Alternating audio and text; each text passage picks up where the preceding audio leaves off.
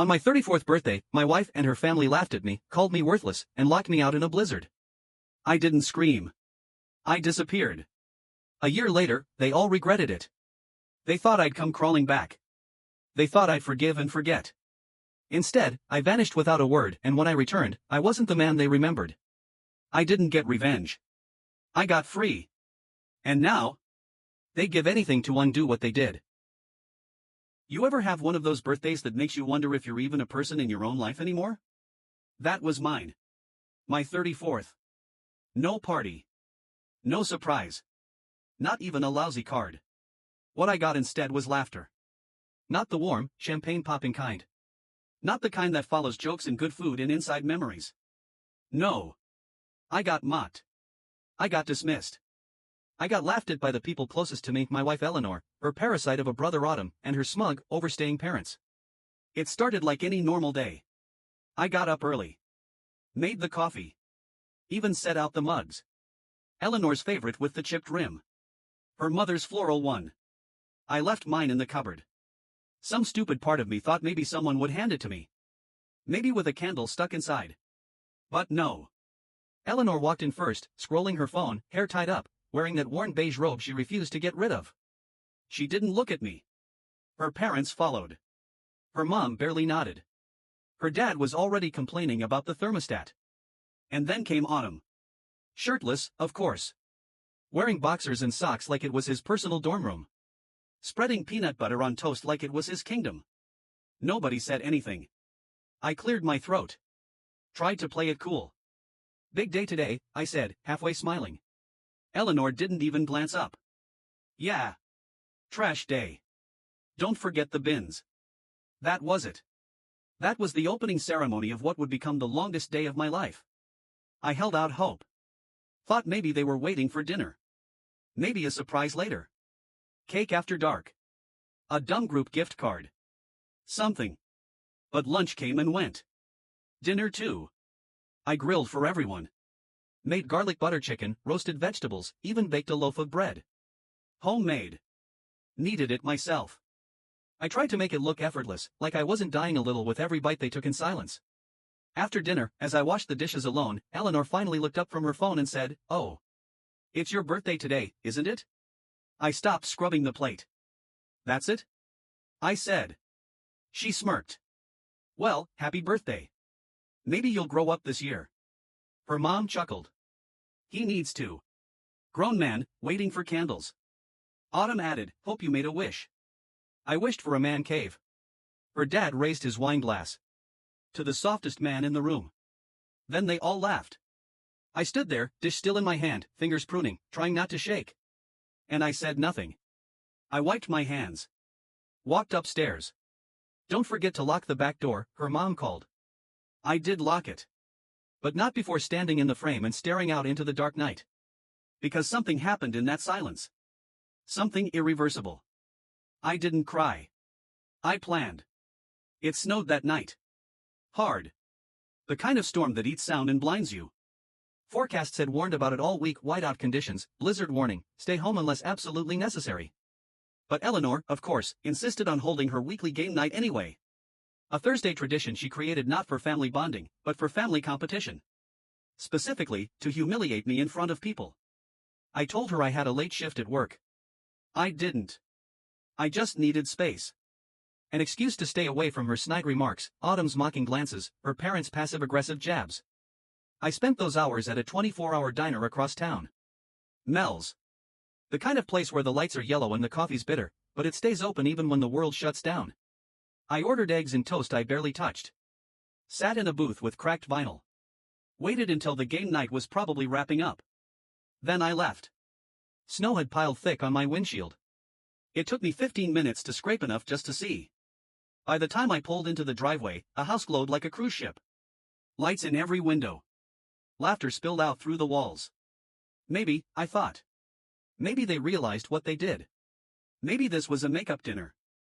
Maybe they actually felt guilty. I trudged through the snow. My feet were soaked. My fingers burned. But there was a weird flicker of hope in my chest. Then I tried the door. Locked. No big deal. I reached for my key. Slid it into the lock. It didn't turn. I pulled it out. Checked it. Tried again. Still nothing. I knocked. Once. Twice. The wind howled around me. After a minute, the porch light came on.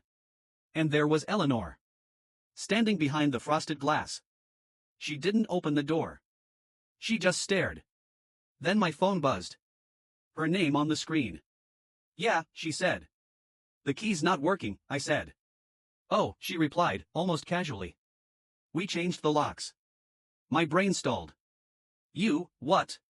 Autumn thought it'd be funny. It's 10 below zero out here. Maybe stay at Brandon's, she said. We're having a family night. Eleanor, I am family. That's when Autumn appeared in the window. Holding a beer. Shirtless, of course. He leaned into the glass, grinning. No losers allowed tonight, bro. And then he said it. Freeze to death, worthless idiot. They laughed. All of them. I didn't yell. I didn't bang on the door. I didn't throw a fist through the glass. I turned. Walked back to my car. And drove. Through a blizzard. To nowhere. I drove until the snow made it dangerous. The streets were dead. Streetlights flickered like tired eyes. I finally pulled into an old gas station, abandoned long ago, and just sat there in the driver's seat, letting the heater wheeze and rattle while my fingers fought against the vents. My phone was at 9%. I didn't care. I scrolled through my messages. Not one from Eleanor. Not one from anyone inside that house. Just ads and a voicemail from work. I shut the phone off. I ended up back at Mel's. Josephine was still working. Same apron, same tired kindness. Rough night, she asked. I nodded. That was all she needed. She brought black coffee and a plate of pancakes I didn't ask for. On the house, she said. You look like you needed someone to do something nice. I almost cried. Not because of the food. Because of the simple, unspoken mercy. I stayed there all night. Then I called Brandon in the morning. An old friend Eleanor hated. Claimed he was a bad influence. He picked up on the second ring. Atlas? Yeah. Where are you? Nowhere good. Come here. Don't even knock. Doors open. That's where I went. That's where I stayed. For 3 days, I disappeared. No calls. No texts. No posts. Nothing. And something strange happened. I didn't feel panic. I didn't feel guilt. I felt peace. The kind of peace that feels suspicious. Like your body knows this is temporary. On the third night, I turned my phone back on. 57 messages. Mostly from Eleanor. They started smug. You're being ridiculous. Come home. Then irritated. Grow up. You're making a scene. Then apologetic. We're sorry. It was a joke. You know how Autumn is. Then desperate. Just please come back. We're worried. The last one, from her mom, read. We didn't think you'd actually leave. Actually. That word stuck. They hadn't thought I would actually do anything. That I would actually value myself enough to disappear. I didn't respond. Not a single word. I blocked every number except Brandon's. Then I did something that terrified me and thrilled me. I moved money into a new account. I had already stashed away enough over the years. While Eleanor spent, I saved. While Autumn borrowed and never paid back, I invested. I changed my number. I deleted my socials. And I moved. A small one-bedroom.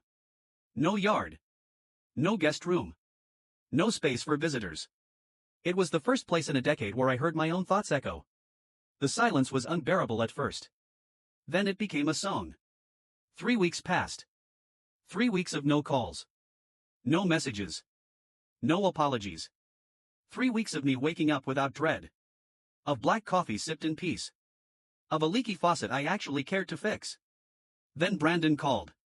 Dude, you sitting down? I was. Eleanor came by my work. Just showed up. No makeup, wearing sweats, holding a notebook.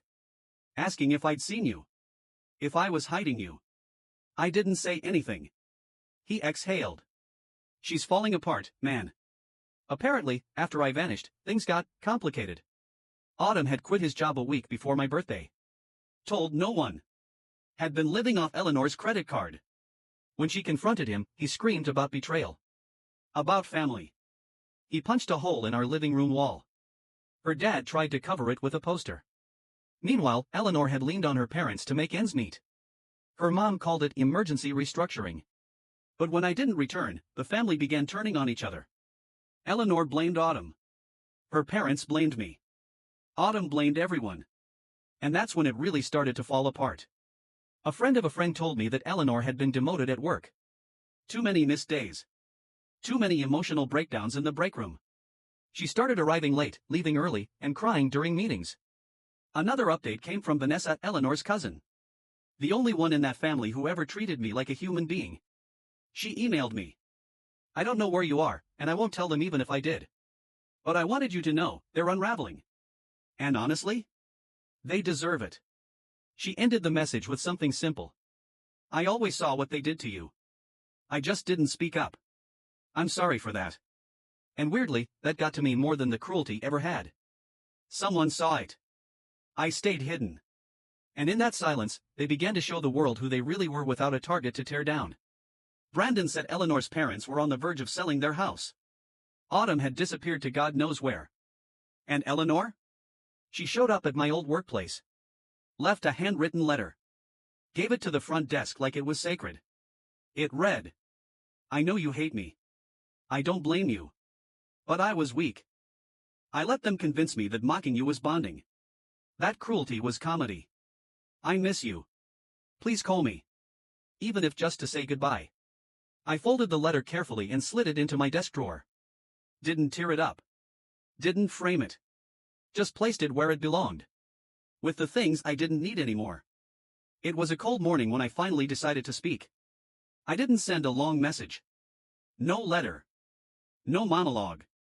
Just a simple text to Eleanor from a new number. Starbucks. Thursday. 11:30, come alone. She responded in less than 10 minutes. I'll be there. I picked the location carefully. Public. Neutral. Somewhere I could leave without slamming a door. When she walked in, I almost didn't recognize her. She looked thinner. Tired. Hair pulled into a messy bun that tried too hard to say she didn't care. She sat across from me and stared. You look different, she said. I am, I replied. We sat in silence for a full minute. Then she pulled a small envelope from her coat pocket and slid it across the table. Inside was a check. $7,800. The amount she'd taken from our joint account without asking. I figured it out from your emails, she said. It's yours. Always was. I folded it neatly. Didn't thank her. Why now? I asked. She shook her head. Because you finally left. Because you showed me who I am without you, and I didn't like it. She reached into her bag again, pulled out a box. A gift. Wrapped. I didn't open it. It's just a watch, she said. Not even expensive. But I wanted you to have something. Even if you never speak to me again. I looked at her. Really looked. For the first time in years, I didn't feel inferior. Or small. Or like I was reaching for her approval. You know what the worst part was? I said. It wasn't the jokes. Or the silence. Or the way you let your brother talk to me. She stayed quiet. It was that you knew how much it would hurt. And you laughed anyway. Tears welled in her eyes. She wiped them fast. Like she didn't feel entitled to cry in front of me. I did, she said. I laughed. I was cruel. And I hate myself for it.